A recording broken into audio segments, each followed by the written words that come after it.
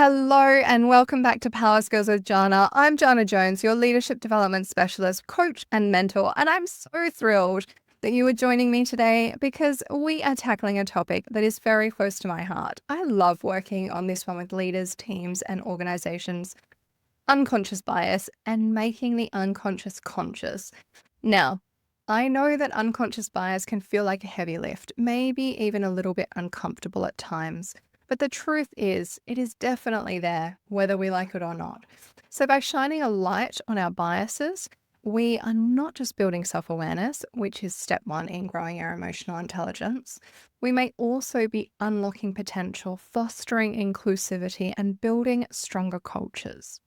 I am going to draw a little of Stephen Covey's work into the mix here with the Franklin Covey Institute, exploring how our biases stem from our identity and how awareness empowers us to make better choices. So let's unpack the science, the stories, and the strategies to transform how we lead. Together, we will reshape what is possible, one intentional choice at a time.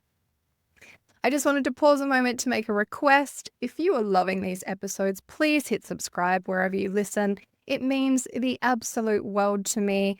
And perhaps if something really resonates with you, you might like to share an episode with a colleague or a friend. That helps me to reach more switched on leaders, much like yourself. All right, let's get started. And as always, we're going to start with why, because unconscious bias isn't about being wrong. It's about being human. Our biases come from our identity, our upbringing, culture, experiences, and even our values. We can't eliminate our identity, and we wouldn't want to either.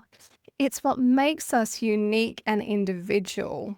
What we can and we should aim to do is become more aware of how they may influence us so that we can make different choices where it's valuable to do so. Neuroscience backs this up for us too. You may have heard me talk about your brain's Reticular Activating System, or RAS, which filters millions of bits of information daily and prioritizes what aligns to our identity-driven lens. This can lead to biases like affinity, favoring those that are like us, or confirmation bias, seeking evidence that aligns with our existing beliefs and discarding the stuff that doesn't. In survival, this was incredibly helpful, but in leadership, these biases can skew hiring, limit motivation and innovation, or exclude diverse voices. I had a client who was a senior leader in healthcare who thought she was incredibly inclusive, especially coming from an immigrant upbringing herself. She wanted to feel like she was more in tune with that need. But in doing her own development work in this space, she noticed that she gravitated more towards candidates who shared her background, same type of upbringing, same cultural norms and expectations, and same education. When she became aware of this identity-driven bias, she shifted her hiring processes, which surprisingly led to an even more diverse team. But in terms of thinking and experiences, rather than just origin and culture, that's where her value on inclusivity was really able to thrive. And actually, she received a 15% boost in engagement results from her team later that same year. That's the power of making the unconscious conscious. I share this story absolutely with her permission, of course, but because as leaders, it's so important to consider that even our most well-intentioned and generous biases shape our decisions in terms of our teams and cultures. So let's get practical and explore how to bring awareness to our identity-driven biases inspired by Covey's teachings. First, we have to acknowledge that our identity shapes our lens of the world. So Covey's work with the Franklin Covey Institute emphasizes that our biases are rooted in our identity or our unique map of the world. To make the unconscious conscious, we first need to understand a little bit more about our own identity because it's a bit of an iceberg model. A lot of the stuff sits below the surface. So for example, I would identify myself as a mother, a reader, a creative, but looking at me, you wouldn't see those things. to see me as a Caucasian woman of about 40 or hopefully younger, so I'm told.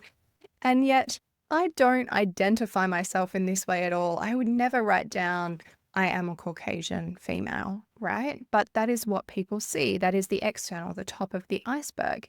It's the stuff below the surface, the base of the iceberg, that truly makes up our identity and our perception of self, and therefore our projection of others. So let's explore them a little further because we have both internal and external factors at play here.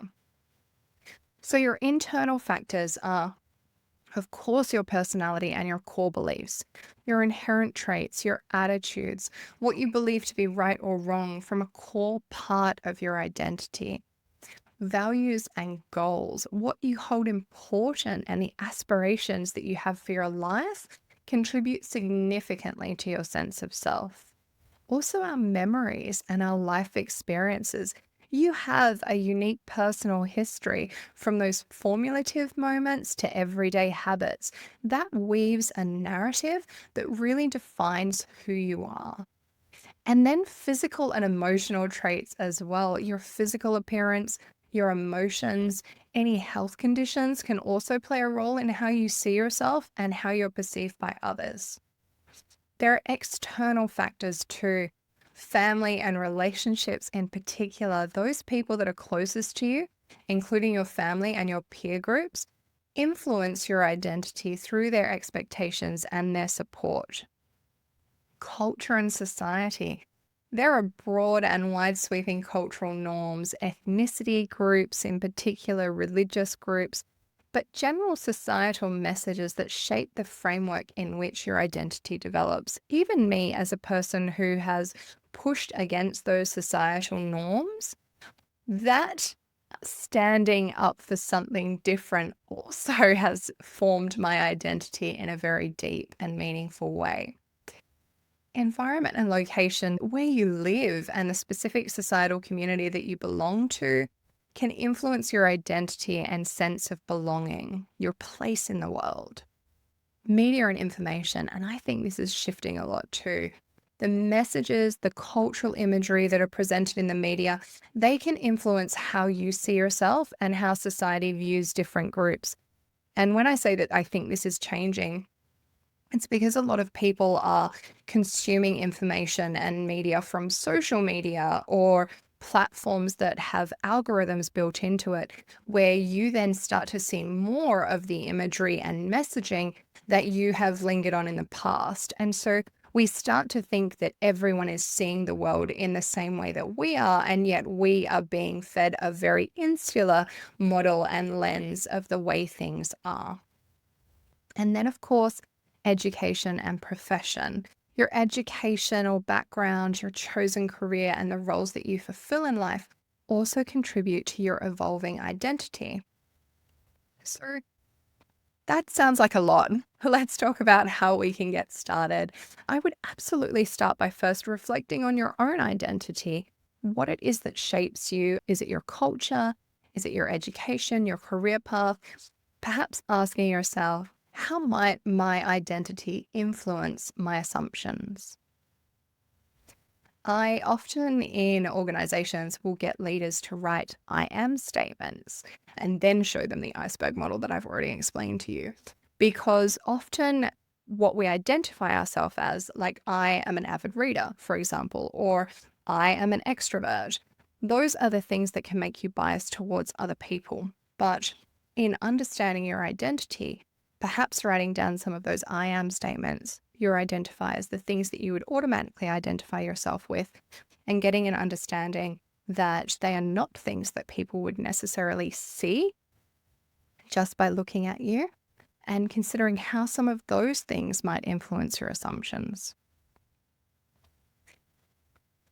As I mentioned, step 2, I would use those identifying statements that I mentioned and consider how those things that make you you also make you biased towards others. So, for example, an executive that I worked with in doing this exercise could not see that their identifier as a coach for their kids could possibly make them biased towards anyone else. and they were an executive of a global company and always on, but still managed to prioritize time with their kids, which is great, but also made them a little bit biased towards anyone else that didn't feel like they were able to make it work. So that's an example of how things that seem very innocent and innocuous and are with the best of intentions, of course, can also make us biased towards others. So as an avid reader, when someone tells me, oh no, I haven't read a book since I had to in high school, I'm not going to lie, I may silently be judging you unintentionally. And I do catch myself. Reading is not everyone's jam. I get that. My client, an executive and a mother of 3, was shocked to realize that she felt her executive team were often judging whether she was really committed to her job or whether she would just leave in favor of her kids. But she was also biased towards anything work-life balance related, where those people did not have children and she couldn't understand what they were complaining about. So those things that we identify as making up who we are both and. They may be the things that activate people's bias towards us as well, but they are also things that can make us biased towards others. If this is not your first rodeo, you may want to dig a little bit deeper into things like common biases as well, such as affinity bias, liking those that are similar to you, or gender biases. There are tools out there like Harvard's Implicit Association Test, IAT, that can reveal hidden patterns. If that's at all helpful to you, please dig deeper. But I think it's always more valuable to start with self-awareness. And finally, seek external perspectives. Perhaps you might like to ask questions of a trusted colleague. Where might my identity create blind spots for me? I'm doing this work at the moment and I would love your feedback. Or even asking, is there anything that I'm not seeing here when a challenging situation arises? Or ending your one-on-one meetings, is there anything I'm missing or that I should know or be paying attention to? I used to work with a leader that did that really regularly in team meetings, and it was a fantastic opportunity for people to raise things that were important but not necessarily fitting into things on the agenda. Very importantly, your identity is not the enemy here. It is simply a more accessible starting point for us and building self-awareness. So now let's talk about building awareness through science and stories, because neuroscience does show us that we can rewire biases through awareness and exposure. Perhaps there's an opportunity for you to take a mindful pause. Before decisions, pause and ask yourself, is my identity shaping this choice? You may ask, are my biases shaping this choice as well? Whatever gives you the easiest access. Aim for the path of least resistance. I know that bias can feel insurmountable for some people, so perhaps linking it to identity would be a little bit easier. For example, are you favoring a candidate or maybe even a team member because they are more familiar to you? Are you seeking input from someone who thinks the same way as you? Then expose yourself to something different. Engage with a diverse perspective, whether that's through books, conversations with people, or training. We should seek first to understand when challenging our identity-driven assumptions. And leverage stories, because stories shift paradigms. My client held a belief based on their own extroversion that a reserved employee lacked leadership, until learning that their cultural identity valued listening over speaking. That awareness shifted everything, and the leader was also able to learn something valuable in the process.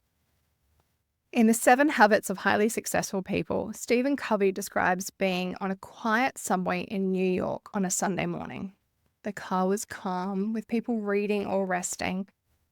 At one stop, a man and his children boarded. The kids were loud, they were disruptive, running around, disturbing the peaceful atmosphere. The man sat down next to Covey and seemed oblivious to his children's behavior, doing absolutely nothing to intervene. Covey got really irritated. Assuming that the father was careless or irresponsible, he thought, why isn't he controlling his kids? After a few minutes, he quietly confronted the man, suggesting that he might want to manage his children's behavior. The man looked up, as if snapping himself out of a daze, and said slowly, "Oh, you're right. I guess I should do something about it. We just came from the hospital where their mother died a few hours ago. I don't know what to think. I guess they don't know how to handle it either." Covey was stunned. In an instant, his irritation vanished, replaced by empathy and compassion. His lens through which he viewed the situation shifted completely. He no longer saw an irresponsible father, but a grieving man and children processing profound loss. Covey realized that his initial judgment was based on incomplete information shaped by his own assumptions. This story underscores Covey's principle. We see the world not as it is, but as we are. It's a call to question our unconscious biases, seeking to understand others' perspectives, and remaining open to new information that can transform how we lead and connect.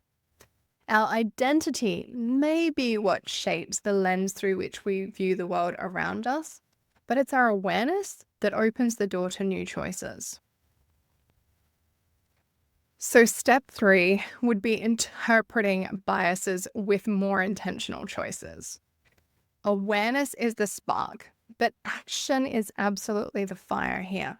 So let's consider how we can start to make different choices. That may be using structured processes. In hiring or evaluations, using structured processes or paneled processes are designed to reduce identity-driven subjectivity. Design fairness into your systems with clear measures around things like criteria, specific skills or qualities being assessed, such as communication or problem solving. There might be different performance levels, categories in performance evaluations like exceeds expectation, meets expectation, needs improvement, and descriptors with detailed explanations of what each level looks like. For example, exceeds under that criteria might mean that they consistently deliver clear and impactful presentations. And when you think about it, the person that you were favoring for exceeds expectations actually probably isn't as consistent in that area. So those descriptors can give you the boundaries by which you can see and make different decisions and make better judgment calls. Consider amplifying diverse voices, so actively seeking input from underrepresented team members. That could mean those at different levels of leadership, diverse skill sets, quieter participants, for example. Creating a space for their perspective in meetings can make a significant shift. And partner for accountability. Share your commitment to your own bias awareness journey with a colleague.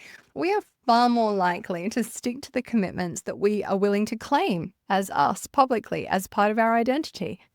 Perhaps you might ask them to gently call out when your identity might be steering your decisions or there are opportunities that you may be missing. A client leading a cultural transformation and innovation introduced a bias pause moments into their project meetings and started asking questions like, "Are we hearing all of the voices?" This simple act not only boosted inclusivity and team trust, but also collaboration, because oftentimes when they asked the question in the project, "Are we hearing all the voices?" the team went, "Well, no, I think that we should actually go and speak to this operations manager and get their input and insights as well." And so they're inviting other people in. They had more engagement, they had more buy-in, more input. And the team were convinced that they also started to save exorbitant amounts of time and money in rework. Step 4, and if you've been with me for a while, you know that this is coming, celebrating your awareness and your built habits. Of course, we can't get complete with any practice without celebrating our successes, and making the unconscious conscious is a journey in which we should absolutely celebrate every step. Start by tracking your shifts. So know when you catch a bias out and choose to do something different. If you're willing to actually jot these down or journal about it in some way, you will start to strengthen those neural pathways for further awareness building. Perhaps you might also start to reward inclusivity, for example, recognizing yourself or your team for their inclusive actions. So, for example, as you start to roll out and model these behaviors, you might see those leaders around you who do the same and acknowledge them, even just saying something like, "Thanks so much for inviting more perspectives into this. That was actually a really valuable conversation. Might anyone else see something that we may be missing?" So inviting more participation again. Dopamine fuels progress, and when we acknowledge that something is of value, we'll start to see others doing more of it.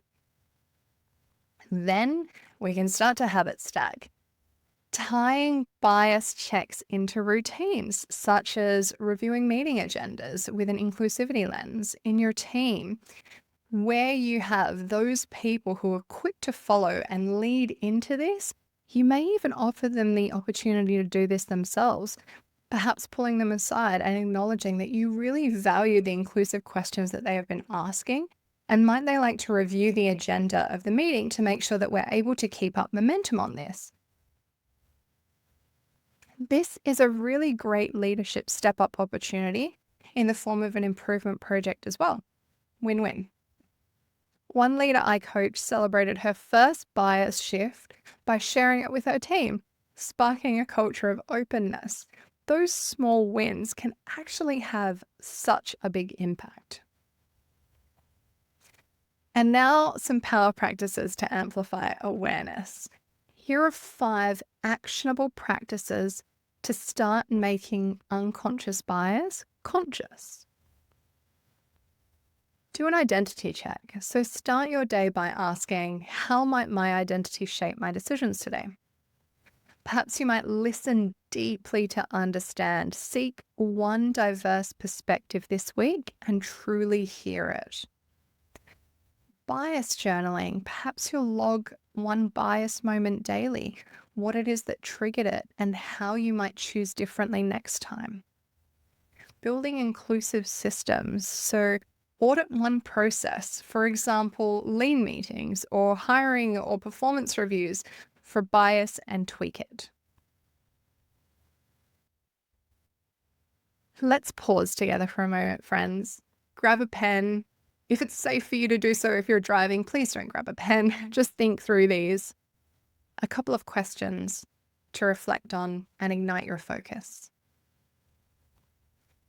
How might your identity, your background, your values or experiences shape your biases?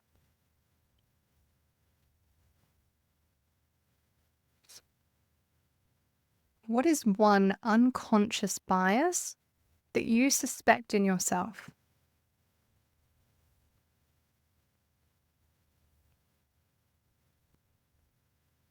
What is one choice you could make this week to interrupt a bias?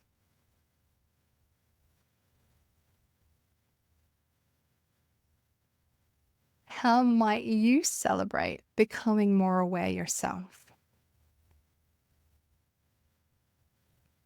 I hope these questions are fuel for your action. But your challenge this week, should you choose to accept it, is to pick one bias tied to your identity. For example, favoring those that are more like you, or gravitating towards engaging in conversation or questioning those that think in the same way as you, for example. Then you'll set a smarter goal to interrupt it. For example, this week I'm going to seek feedback from 2 team members that I don't usually ask. I'm going to write down my progress on my self-reflection moments and celebrate with a gratitude share. Share that goal with a trusted colleague. That first step is one giant leap towards progress.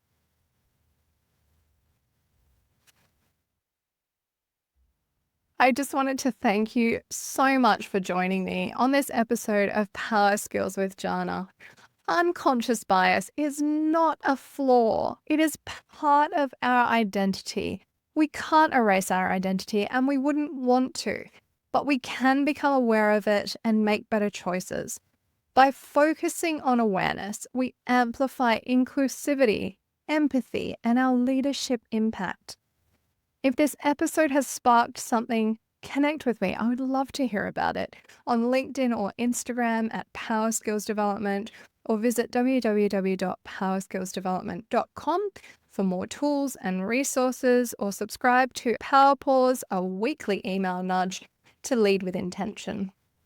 Until next time, stay curious, stay intentional, and remember, what you focus on, you amplify. So choose your awareness wisely, lead powerfully, and build inclusive cultures one intentional choice at a time.